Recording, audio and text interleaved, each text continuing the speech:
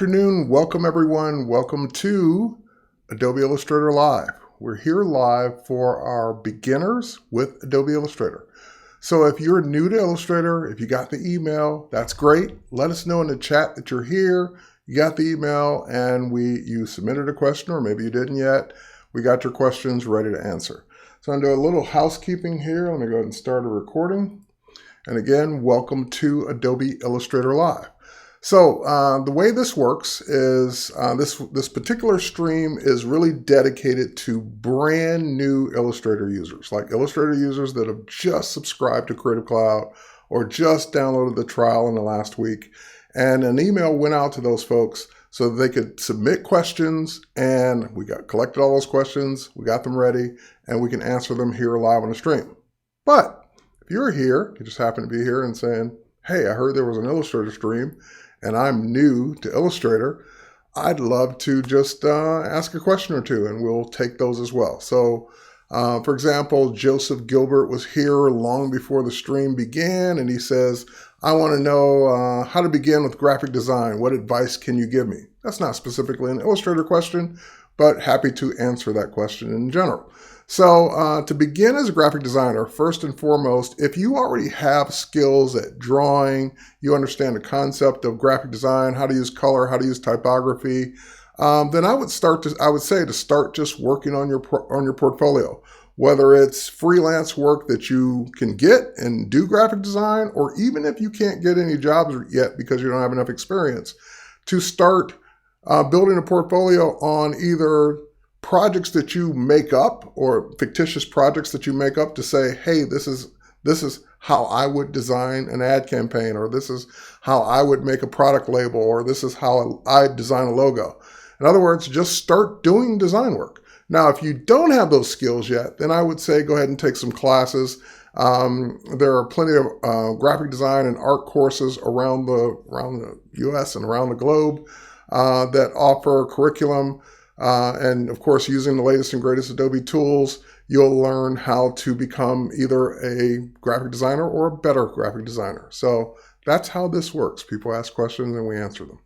So without further ado, I'm going to pop over to my computer so that I can show you guys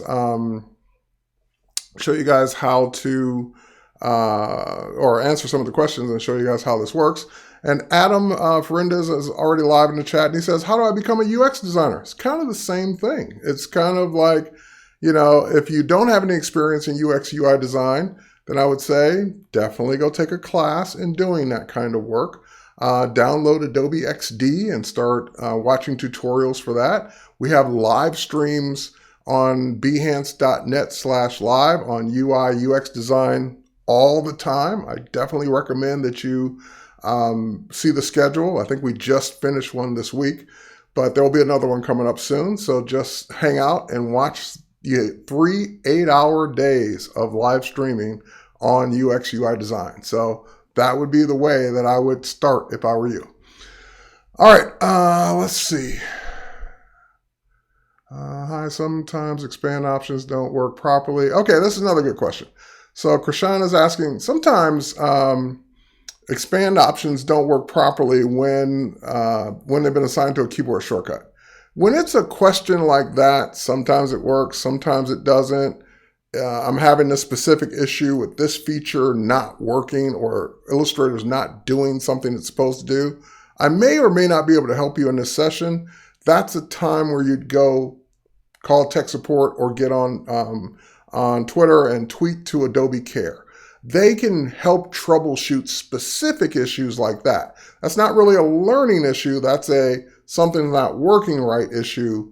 Can you fix that? So this is not tech support. This is answering beginner questions. All right.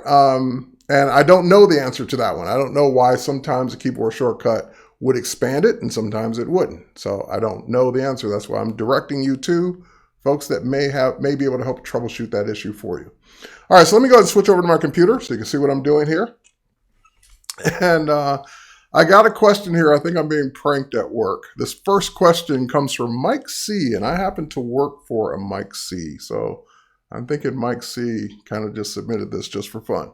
And the reason I say that is because it's a very simple, easy question, but I'm going to take it seriously. I'm going to pretend it's not from that Mike C. I'm going to say that this question is from a different Mike C, and they're really asking seriously how to draw a circle. And I'm going to give you 4 ways to do it. That's how serious I'm going to take it. So we all probably have guessed at this point that you can draw a circle with the ellipse tool. There's a tool that kind of looks like a circle. It's more like an oval. The ellipse tool, hit the letter L to get to it on your keyboard. And when you drag out this tool, now here's one of the tips for beginners.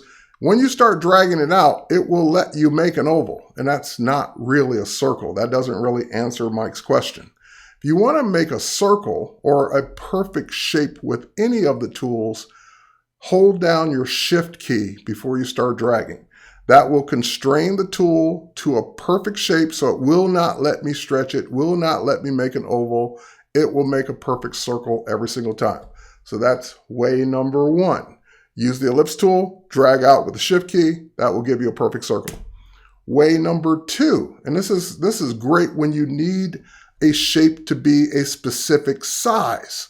So for example, you can click and you can go in and just simply type in the exact size of your shape. So for example, if I needed a circle that's exactly 3 inches by 3 inches, when I click OK, that's exactly what I'm going to get. A circle that's 3 inches by 3 inches, exactly where I clicked. So, and if I were to undo that, and if I were to make the sizes different, let's say 3 by 2, then that's when I'm going to get the oval, because I didn't give it the exact same dimensions on both sides. So it made it 3 inches wide, but only 2 inches high. All right, let's see. What device do you recommend to start using Illustrator? Really, any device that meets the Illustrator minimum requirements. So Illustrator runs on Mac and PCs. There is a minimum requirement for it, so it won't work on just any Mac or PC, but it'll work on any of the modern, more recent ones. And I would say pretty much any machine that can run Illustrator is a good machine to start running Illustrator on. If you're saying, I'm going to do production work and I'm going to be pounding on it day in and day out, then I might say get a faster processor, more RAM, faster hard drive. But if you're just trying to learn, pretty much any machine that meets the minimum requirements, which you can find at adobe.com/creative cloud, that will do it.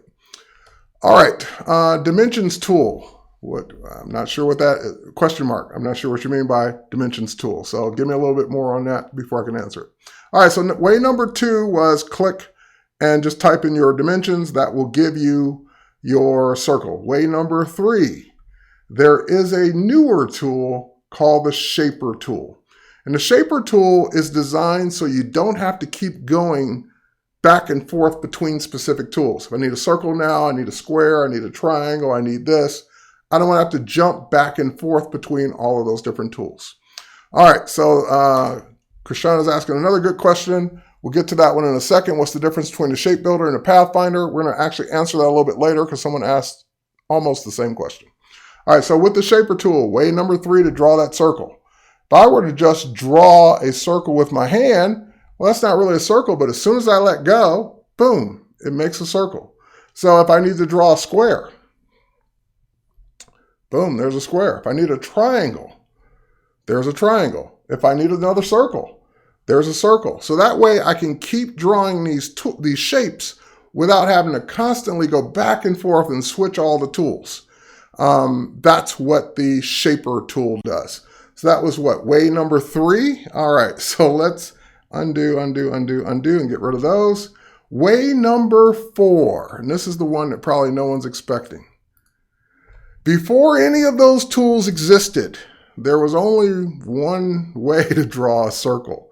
And that was, well, maybe there might have been an ellipse tool in day 1 version of Illustrator, but before that, we would have used the pen tool, and you would have hopefully had a circle to trace. So the pen tool is basically the way it works. You click when you want a corner point, you click when you want a corner point, you click and drag when you want a curve point, click and drag when you want a curve point, or click when you want another corner point. That's how the pen tool works. So how would I use it to draw a circle? I wouldn't. I would use one of the other 3 methods. But just because Mike C asked. let's go ahead and draw a circle with the pen tool. So I would start, hopefully with a circle I could trace because that makes it easier. And I would kind of line it up with the center of that shape so it gives me that purple line letting me know I'm in the center. And I would start dragging to the right because this is going to be a curved point. Then I would come to the next 90, or what is that, 45 degree angle? No, 90 degree angle. And I would try and find that point, there it is, and drag down. And then just drag down until it starts to line up. Then I would come over here to this one, boom, it kind of gives me those smart guys to let me know where I should start dragging. I should have been a little higher, but that gives me that one. And boom, that gives me that one. And then last but not least, I finish it off. I don't click because it's going to make a corner point. I click and drag. And that will give me the last curve point. Now, you can still go in and tweak the handles if it's not perfectly round. You can go in and, like, for example, I noticed that handle's leaning a little bit, so I might want to straighten that one out.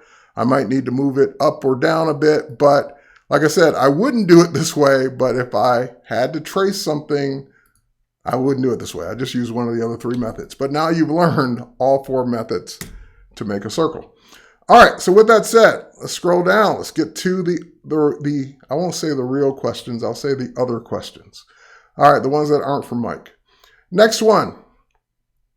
All right, this was kind of a long one, but what this person's generally asking. Terry, do I have to worry about fonts if I'm using Illustrator on two computers? Let's say I'm using it on a Mac at home and a Windows machine at work, or vice versa, and I want to take the same document back and forth. Do I have to worry about something changing because of the fonts? And the answer generally is no, but it depends. It depends on if you make sure that you have the same fonts. Oops, sorry about that. If you have the same fonts on both computers. So what I mean by that is, let's say it's Helvetica, and you got Helvetica from Adobe on your Mac, and you got Helvetica from the font company, some other brand, Helvetica, that you downloaded on the web, on your Windows machine. Well, those two could be different because they're not the same vendor's Helvetica. So there could be a difference in that case.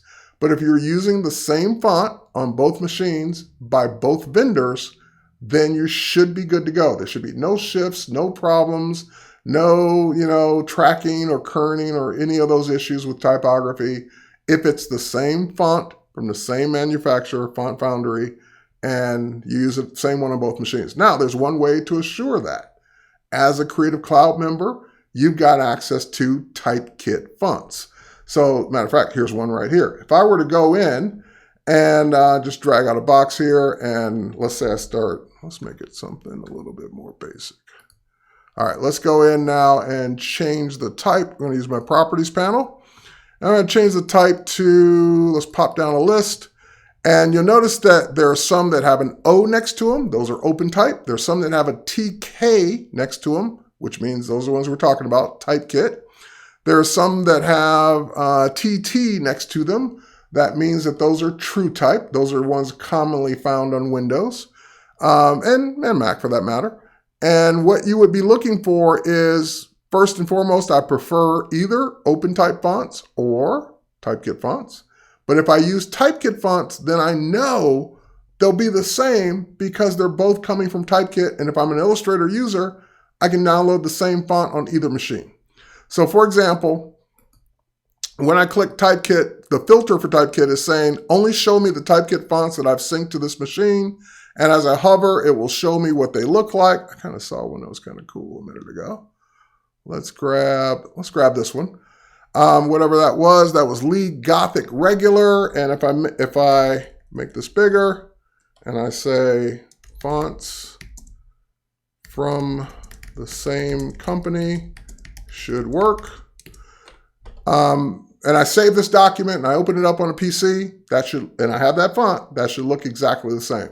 Now, because this is a Typekit font, if I were to open this up on a PC or any other Mac for that matter, it's going to actually ask me, do I want to sync this font if I don't already have it? And then problem solved. You just say yes, it syncs the fonts, downloads them, installs them automatically, and before your eyes, you're looking at the exact same font with the exact same treatments to it. All right, so that would be the answer to that one. Yes, they shouldn't have any problems going from platform to platform as long as the fonts are from the same company. All right, next one. I have a page full of vectors that I license from Adobe stock. Well, there's one in particular that I want to use very much on my website. But the thing is, I don't know how to get just that one vector and put it on a new layer by itself with it working correctly, and it goes on and on and on. All right, so what he's referring to is, and I got two examples here. A lot of times when you go search Adobe stock, here I can go do it for you so you can see it. Let's do a search for, actually let's kill that search and let's go make sure we're searching Adobe stock. And let's say I want to search for this one. I searched for tints earlier. Or tint, I should say. I shouldn't search for just multiples, but let's say I search for the word tint. And I'm saying, give me illustrations and vectors. You'll notice that a lot of these, sometimes there's one graphic, like this one and this one. That's one graphic, that's one graphic. And sometimes there are multiple graphics. So the person that created this is giving you more choices because they want you to buy their file. They're saying, hey, I'll give you a bunch of tints to choose from in this one file. All you have to do is buy my file and you're going to get all of these instead of just one. So same thing here. You'll get all 6 of these instead of just one. So similar to what I've got here. So the way this would work, if you wanted to isolate one of these, let's say I only care about the green tint. I don't care about, or I only care about the black t-shirt, not the blue one, not the other blue ones, just the first one. It depends on how that particular graphic came. So for example, let me go ahead and buy one. I'll walk you through the whole process. So I'm going to use one of my licenses. I don't need another tint, but this is for you. This is how much I care. I'm going to go ahead and double click on this one. And of course, now they're all 6. So first time, I don't have any idea what's going on here. I don't know if these are all grouped. I don't know if they're ungrouped. I just double clicked, opened it up. Now I'm about to find out. So if I click on it with the selection tool, yay, there's only one. But sometimes if you click on it like this, it selects all 4. So it just depends on the file. This one, they were separated. They're one by one. So it just really depends on if the person grouped them together before they submitted the file or not. If they did group it together, you can first try and go up to, well, you can do it a couple of ways. You can go up to your object menu and you can try and ungroup. You can just simply say, I want to see if these are just simply grouped together. Let me ungroup them. You have to deselect first and then boom, now you can just select one, the one you want. So if this was a shirt I wanted, because now I've ungrouped them, the 4 aren't grouped together, I can take the one, copy it, and then what I want to do is, because just like on the, just like the one I opened before, I don't want to work in the original. I want to take the tint, like for example here, the tint that I want, copy it, and then what I want to do is create a whole new file. I want to put this one on an image all by itself. And the size is really up to you because these are vectors, they're resolution independent, so you can make it any size you want. And now when I paste it, that's pretty small, I can make it as big as I want because it's vectors. I won't lose any quality. It will just stay the same quality, but now just get bigger. And now I could save this and use it. So that way, I'm not messing with the original stock one. I'm not going to, maybe I want to change the colors. Maybe I want to do something to it. The original one stays intact. And I now have a new one that I copied and pasted to a new file, save this file, and I can do anything I want to do with it. So I can call it, let's do a save. Let's save it to the desktop, and we can call this one Terry's Tint. All right, so we'll save that one, and now it's no longer connected to the original. It's no longer connected to the ones I bought. I can do anything I want to do.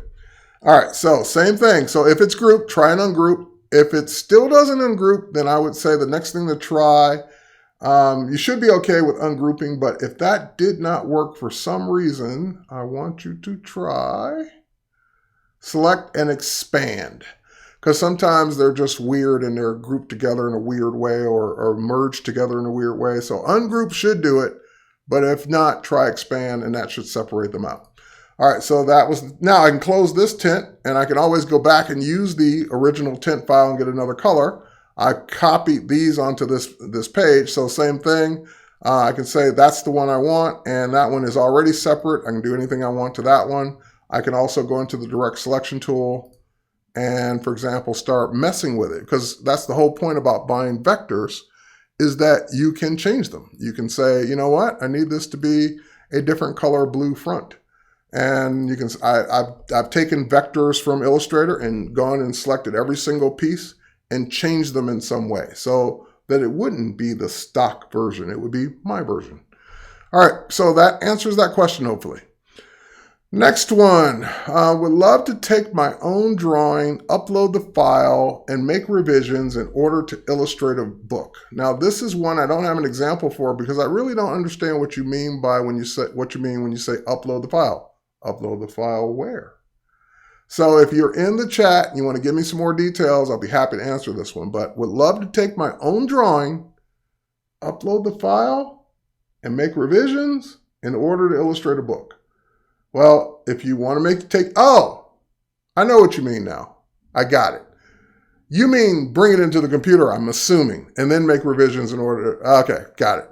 So what this person is saying is I want to take my own drawing, something I drew by hand, bring it into Illustrator, make revisions, and then in order to create a book or do that. Okay, I think I got you now. I think I know what you want to do. So for example, let me go find something. I don't have anything illustrated by hand in this library. Oh, I know where there's something. Let me go to a different library. Let me go to my Adobe Live library.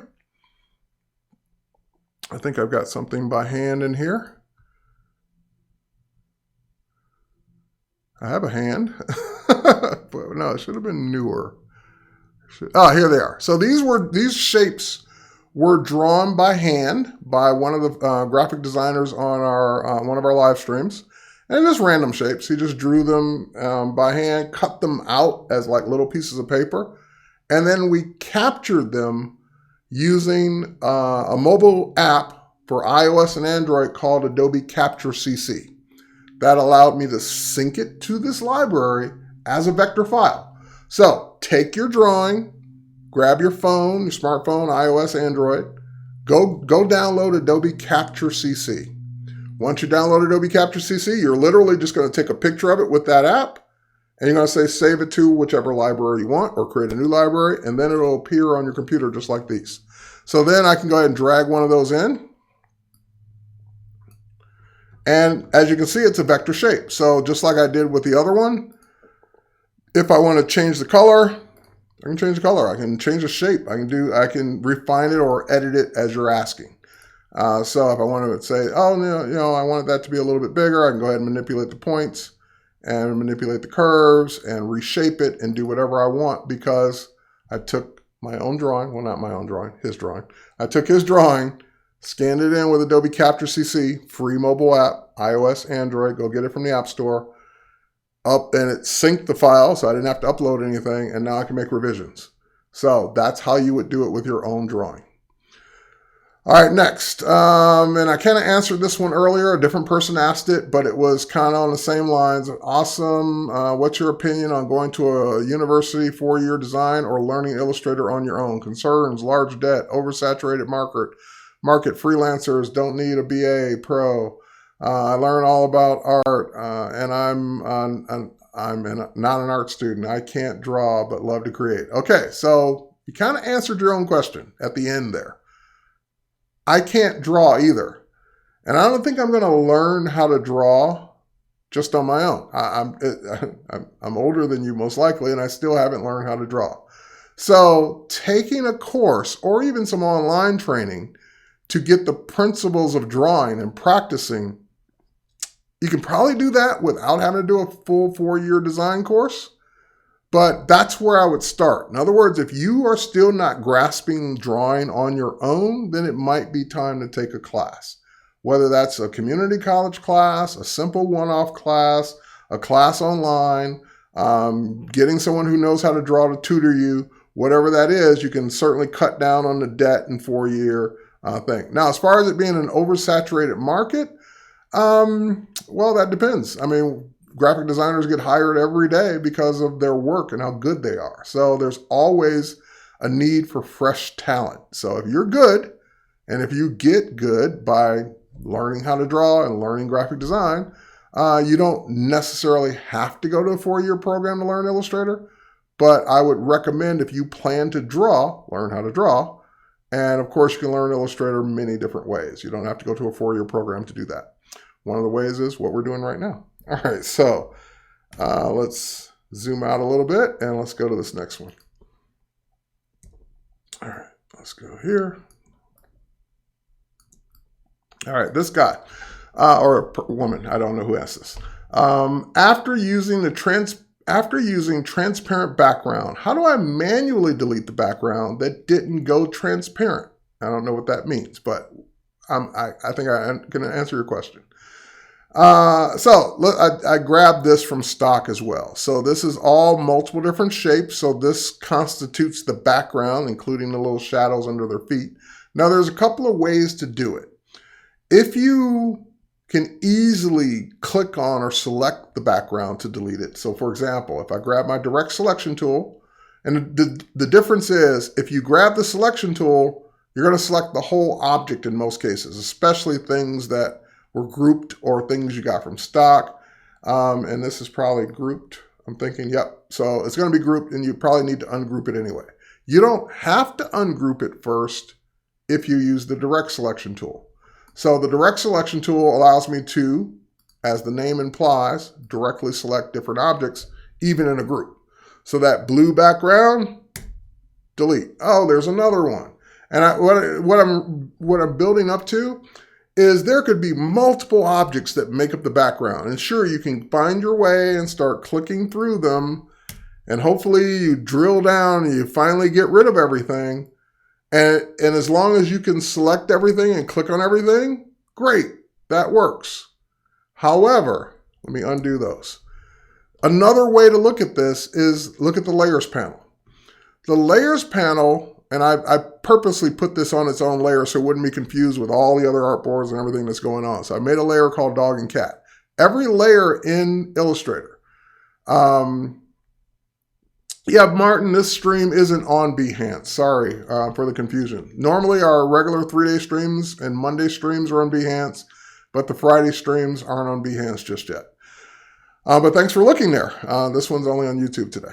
All right, so let's twirl. Oh, let me back up. So every layer, and even when you don't create a layer, Illustrator gives you a layer by default called layer 1. Every layer, or even just the one layer 1, has every single thing that you put in Illustrator as a separate thing bundled inside that layer. So if I were to twirl down dog and cat, all of those separate pieces are here. So I could see, oh, there's that, there's that, there's this, there's this, there's this. And where this comes in handy is when you're trying to select something that's hard to select, because you can select it on the layers panel. If you can't click on it because it's buried and it's 20 objects deep, or it's tiny and it's small and it's put inside something else, then it's easier to probably go grab it on the layers panel. Now, I just turned the layers on and off so you could see what was separate. But if I wanted to select one of these objects, let's say I want to select this blue background that I just turned off, then I come all the way over to the right and click on a little circle. That selects that object. Now I can delete it. Then I can go to this one, select it and delete it.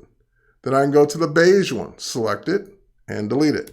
So I don't ever have to click on the canvas to get to things that are hard to select, to get rid of. All right, so now you manually deleted your background. How do you now make this so it is transparent when you save it out and put it on something else? So let's do it. Let's go ahead and select this, what's left, copy it, make our new document like we did before, paste it. It's small, but that's okay, we can make it bigger.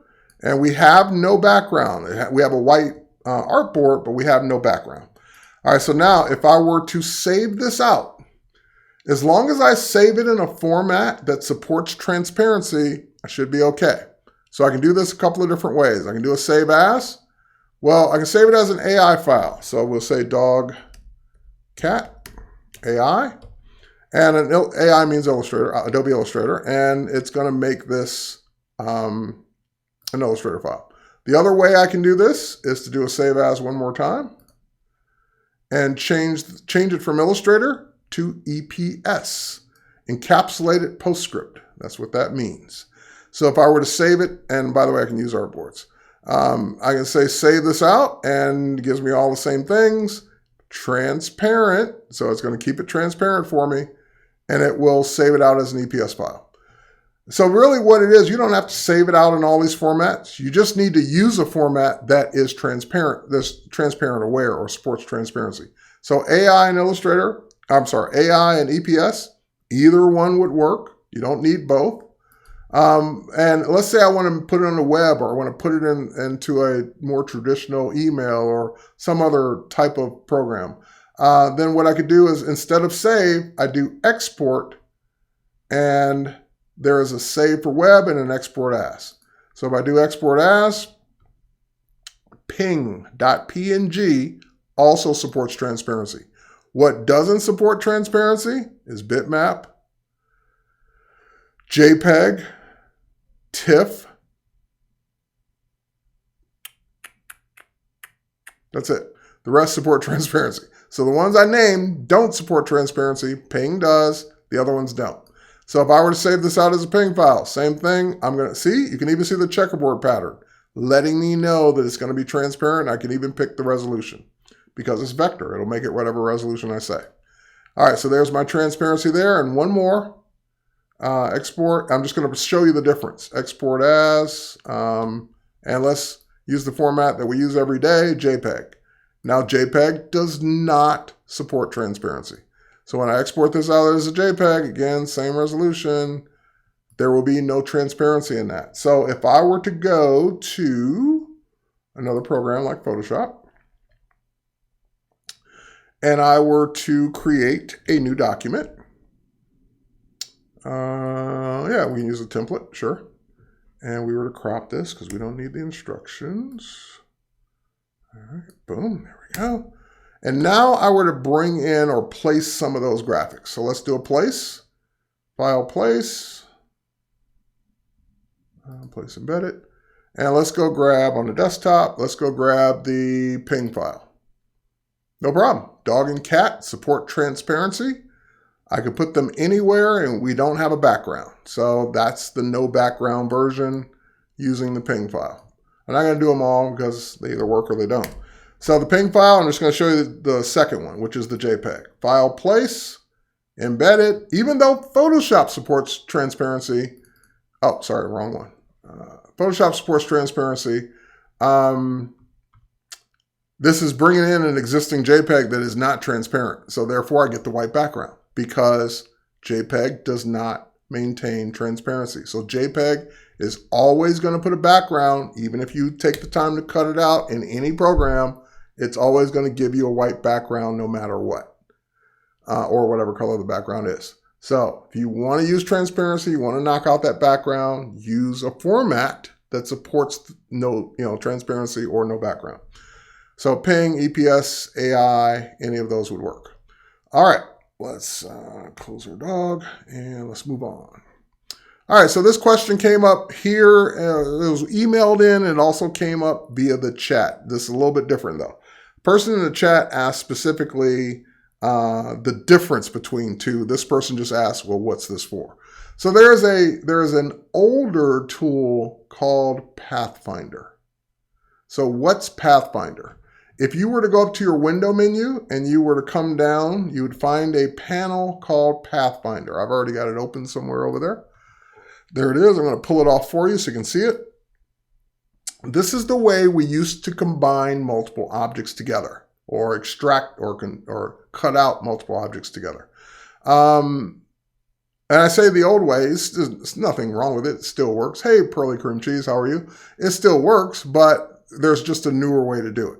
So for example, these are three separate circles. They can be pulled apart. They're not joined together. They're just overlapping each other. So three separate circles joined together using one of the four ways that we taught Mike C. All right, so let's go ahead and select all three. And what I can say is, I want to make Mickey Mouse. I want to combine those three together to make the shape of Mickey. So that would be the first operation, which is the unite inside of the Pathfinder. And now, boom, it made them all one shape. Now, did they have to be one shape? No. As long as they didn't have a stroke or a line around them, it would have still looked the same. But now that they are one shape, they act like one vector shape. So I can go in and, oh, hang on, let me deselect. I can go in and tweak individual points and paths and give Mickey little inside ears as well as his outside ears. Okay, but anyway, you can create and combine multiple shapes together. So, well, that's unite. What else is there? There's a bunch of other ones. I'm going to not go through all of them, but I'll give you some to play with. I select these two. And then there is the minus front, which means take the front and use it to cut the shape out below it. Very handy. Use this all the time back in the day because it would be harder to draw that shape than it would be to just use shapes to cut it out. Let me give you another example. Let's say we were to take this circle, make it smaller. And we were to move it over here. And we were to hold down the Option or Alt key and drag it straight down again, get our smart guide so we know it's perfectly the same distance apart. We'd grab all three of those, hold down the Option key again, hold down the Shift key, and get those over here. And now we select all of them. Oh, we select all of them. Hang on, let me deselect that. Okay, we select all of these. All right, so now if I were to use that minus, it cuts out all of those to make this shape. That would have taken me forever to draw this, but using Pathfinder, it's a piece of cake to cut that out.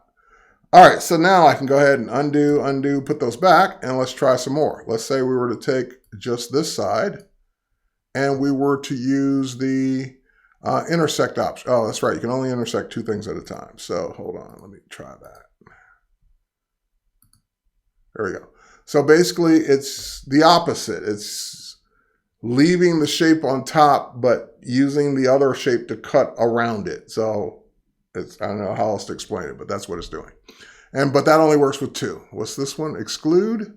And exclude is that. So it takes the overlap and excludes it from the shape that was on top. And then there's a whole bunch of more options down here. So that's what Pathfinder has traditionally done. What is Shape Builder? Because that would be the newer tool, the newer way to do this. So Pathfinder still exists because it's still cool. It still rocks. It's still the tool we would use for a lot of this stuff.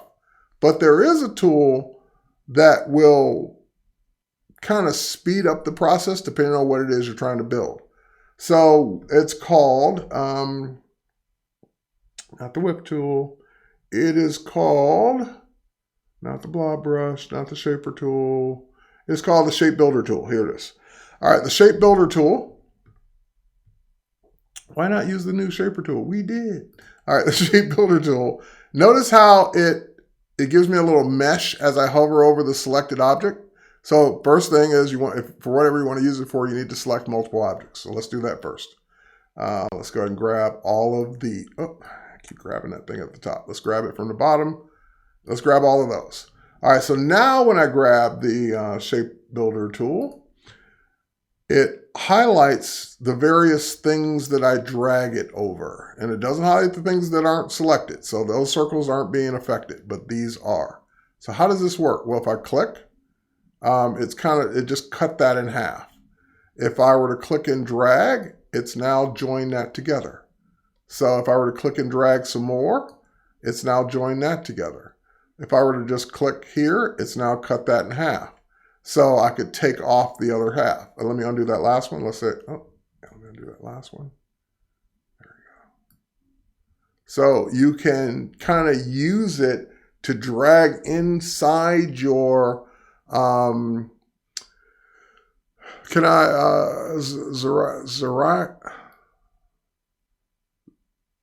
to pronounce your name. Zaraka is asking, can I use some examples? You said blob tool. I'm assuming you mean blob tool. Let me finish this and we'll see what we can do.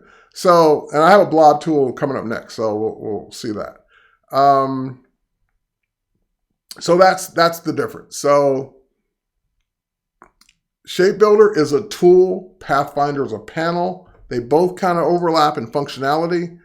It just really depends on what you need. I think Pathfinder offers more options for different things you can do, but Shape Builder is quicker for just combining things together just by dragging through the selected objects without having to bring up the panel, select the objects, and then click a button or use keyboard shortcut. So, and also it lets me do it in creative ways, whereas I can select different pieces of it to join together in different ways.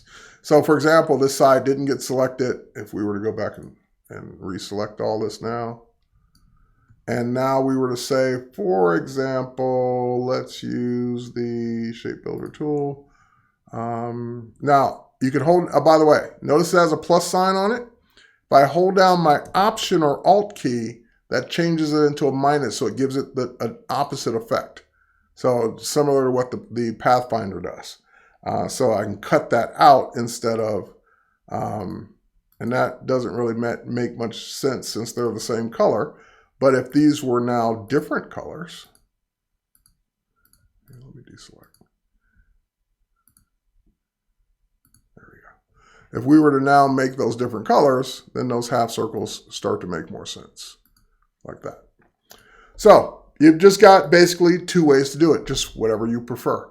And of course, whatever you're trying to accomplish, one might be easier than the other. All right, next up, how can I easily select all my blob paint lines that are past the artboard without having to select each one, doing it all one at a time? Okay. A couple of ways. One I already showed, which is in the layers panel. So if we go back to the layers panel, and I think I made a blob layer. I did. Oh, did I do that? Hold on. Yeah, that's all one thing. Okay, so you can always select the entire thing, the entire blob in the layers panel. So even if it's off the canvas, even if there are pieces of it that you drew separately, you can always grab the stuff, even if you can't see it, in the layers panel. So that's one way. There is another tool for making selections when you're trying to select a bunch of things at once that are kind of maybe intricately like dispersed throughout your canvas. If you were to go in there into your tools, there is a lasso tool. And this is like from Photoshop. It's like, wait a minute, the lasso tool selects pixels. Why would I need to do it with a lasso and Illustrator? Because same thing. I want to select pieces of things based on what my lasso touches. So if I were to come here, it selected all of those things based on the lasso.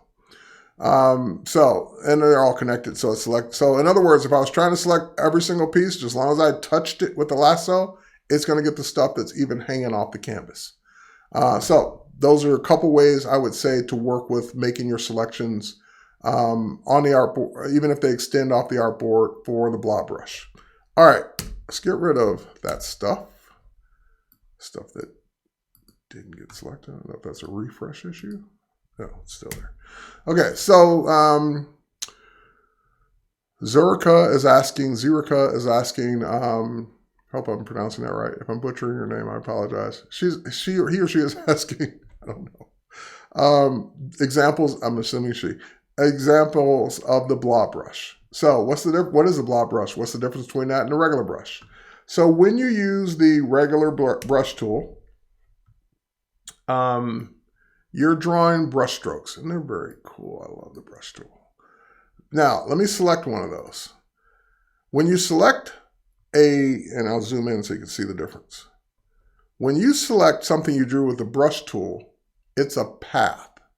And that path can have different brush stroke styles on it. It's a single line that just happens to be represented by a thick stroke or a thick brush.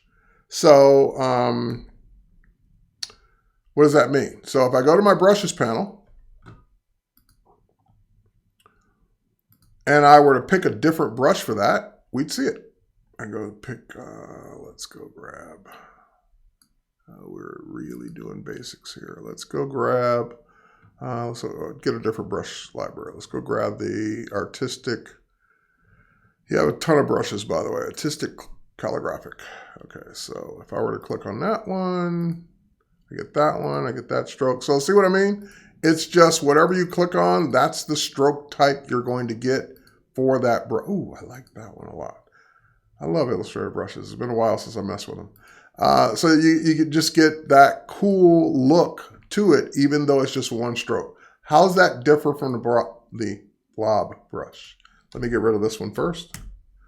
And let me go ahead and grab the blob brush, which is, I just saw it a second ago. So many tools look the same in Illustrator. It's underneath the regular brush. Okay, blob brush. The difference is, make my brush stroke a little bit bigger. When you do the same thing with the blob brush, instead of it being one stroke, it's a path. It's a closed path. So if I were to zoom in on it, it's not a stroke. It's actually like I drew a long ellipse. It can be filled in with other things. So that's the real difference between the regular. Thank you. You pronounce it okay. All right. I'm sorry. If I butchered your name. So Zerica, I would love for you to spell it out phonetically. I would love to pronounce it correctly. But anyway, so for example, it could have a brush around it, but still be filled with something else. So if I were to go ahead and go to properties here and grab a different fill, like yellow, something we can see, that's the difference between the blob brush and the regular brush. So the blob brush can be filled, it can be stroked. You're drawing a shape with it more than you're drawing a brush stroke. So they both have their advantages, just depends on what it is you're trying to draw. So if you're trying to draw a Klingon sword weapon kind of thing, then we're there. If you're trying to draw something else, then stick to the regular brush strokes. All right, so that hopefully answered both of those blob questions. All right, next one. And this is, I'm glad whoever asked this question, because it's one we get all the time, or one we should get all the time, but don't. Hi, I made all these pages in Photoshop. I would like to format them into a booklet. Booklet, okay. Is this something I could use Illustrator for, or InDesign be best? Or can I do it in Photoshop?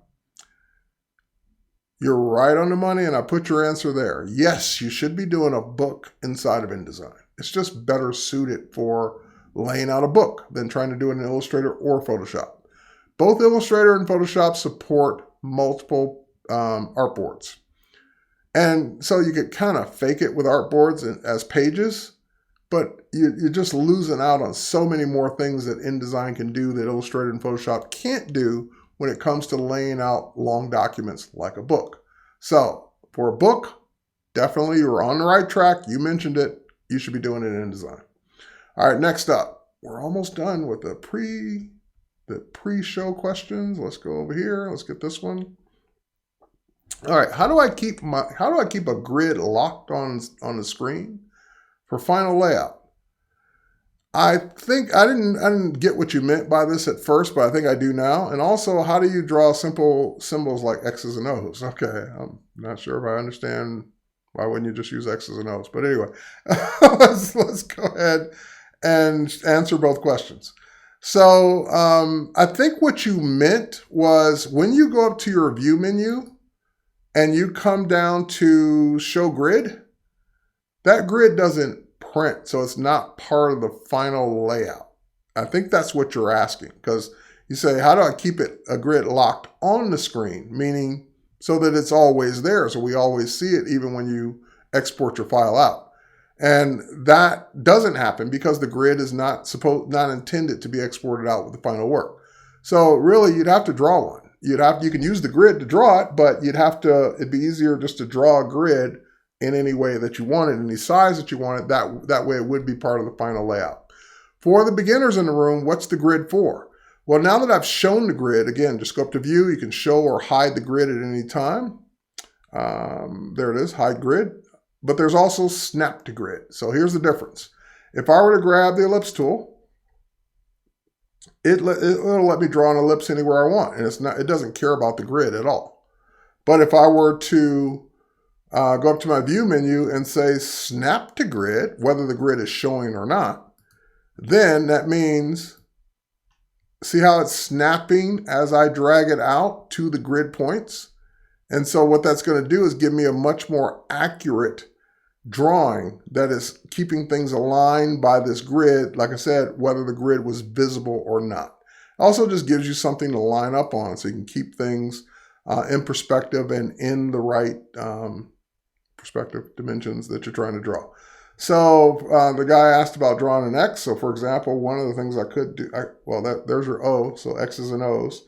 There's your O. So if I wanted to draw an X, which is 2 lines, I could just use the line tool. That'd be easy. And why don't we just use the line tool? Click the line tool at the grid. Oh, no, I don't want to do it that way. I want to do it this way. I want to drag it out. So I'll put it at the intersection, and we're doing 2 grid squares. So that's 1. And then do it at the intersection here. And that becomes 2. So that's, I don't know, that's how I draw an X. But I wouldn't draw an X. I would actually just use an X. And here's what I mean by that. Let's say I wanted an X character. I would just pick my favorite looking X, like, for example, whatever font that is. That is still League Gothic. And I would grab it and make it nice and big and get it looking the way I want it. And of course, that's type. But if you wanted that to be a character so that you could outline it, you can do cool things with it, you can make it look any way you want it after the fact, start with the X or the O of your favorite font, and then go up to your object menu, and under your type menu, and we're going to create outlines. So create outlines under the type menu, and that turns that into a graphic now. So that's no longer type. I can't backspace over it. I can't change it to an O. I can't do anything else. I can just simply, I can now use that as if I had drawn it. So the best way to draw an X or an O is to type it, create outlines from it. Then you can do whatever you want. So if I needed to, for example, did I put it away? I did put it away. If I were to bring up the brushes panel again, now I could have that cool stroke around it. And now I could have, for example, have a cool gradient on the inside of it. See where that goes? A lot faster, a lot easier than having to draw it. Use whatever type you like, create outlines from it, then make it into your own thing. So same thing with the O.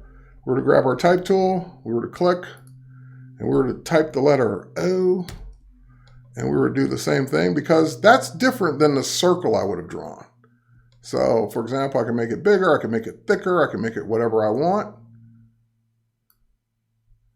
Once I get it the size that I want, I should probably compare it to that one.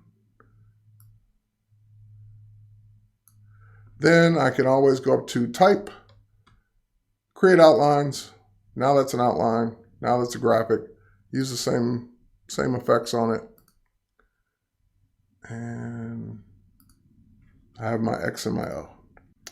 Way better than me trying to draw an X and an O. I just get the cooler looking one. Let's get rid of that. That's embarrassing. Get rid of that. That's better. So, use outlines. All right. Graphic says, love the way I teach, explaining things. Can you please show us an example about coloring using the warp tool? Coloring using the warp tool? I wouldn't color using the warp tool, but I'll show you what the warp tool does. Let's finish up with this last question. My snap tool is not working. I don't know what your snap tool is, so that's part of the problem. I've already changed the settings and the preferences, unless you mean this. That's why I left the grid up. Thanks for the attention. So again, that's one of those tech support ones. I don't know why your snap or your snapping to grid would not be working unless you brought up the grid and you didn't actually choose snap to grid, because just bringing up the grid doesn't mean that it's going to snap to it. It's just there for you to draw with. But if you say snap to grid, then it will actually snap. So not sure what that question or what you're referring to is, because I don't know of a snap tool, but hopefully that answered it. So let's move on to a blank canvas. All right. What was that question? Can you please show us examples of coloring with the warp tool? Are you meaning the gradient mesh tool? Is that what you mean? Because there's a warp function, but then that's not for coloring. The gradient mesh would be for coloring. So I'm going to assume that's what you meant unless you tell me otherwise. And let's grab, for example, nope, I don't want that. I want this. So let me go ahead and draw a shape real quick. Let me double click on the pencil tool. Let's set it to smooth. It's great. Let's go ahead and just do, I don't know. We'll just do a shape like that. Some abstract shape. And with the gradient mesh tool, which I haven't used this tool in years, but what it's designed to do is,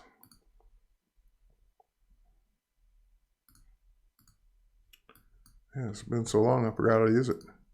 Let's fill it with a color first. There we go. There we go.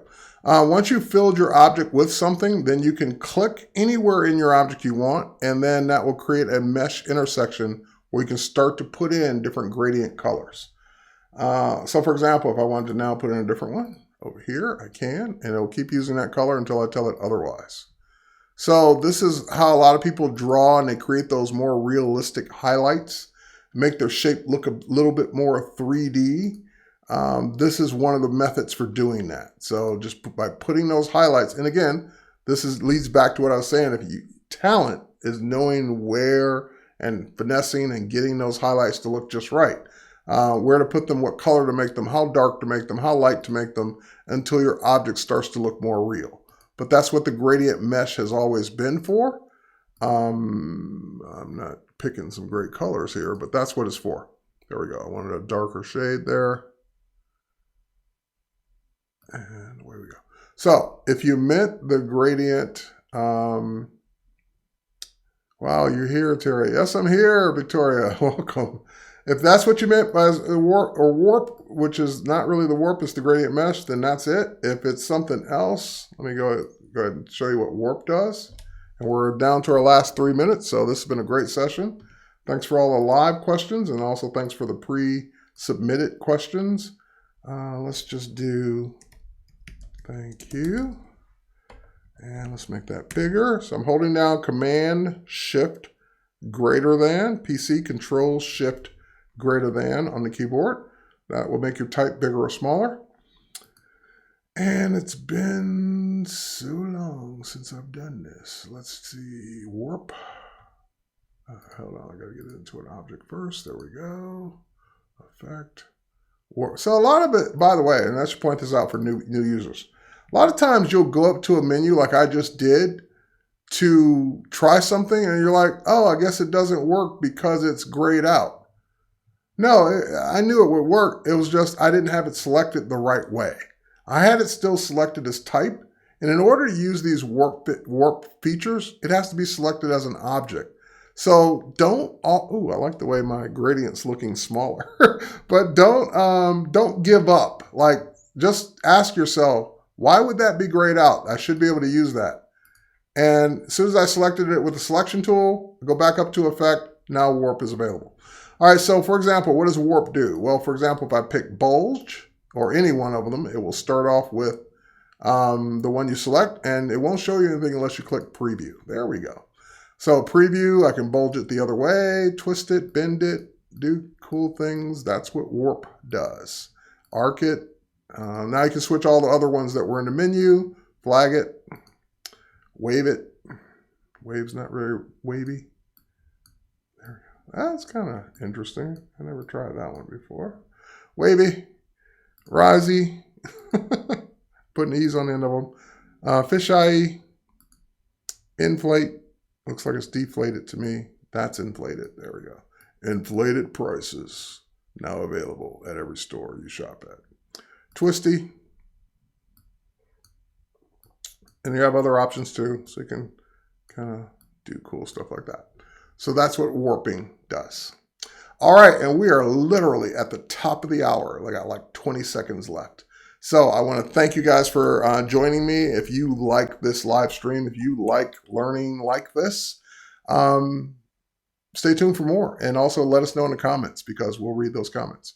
So cheers, everybody. Thanks for watching. And we will catch you on the next one. Happy weekend. Happy Friday. Bye, everybody. Cheers. I'm going to end the stream now. Thank you. Bye.